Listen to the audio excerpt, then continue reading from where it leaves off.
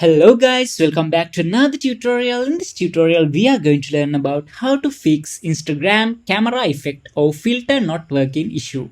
If the app's cache has accumulated over time, it might cause performance issues.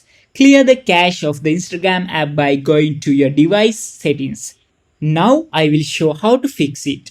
First, you need to open your settings app, then scroll down a bit and you can find your apps option in here. So tap on it, then click on the manage apps option.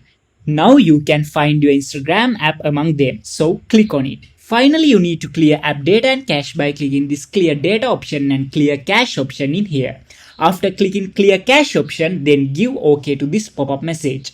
After that, open your Instagram app again and try to take a photo with Instagram filters. Now your problem is solved.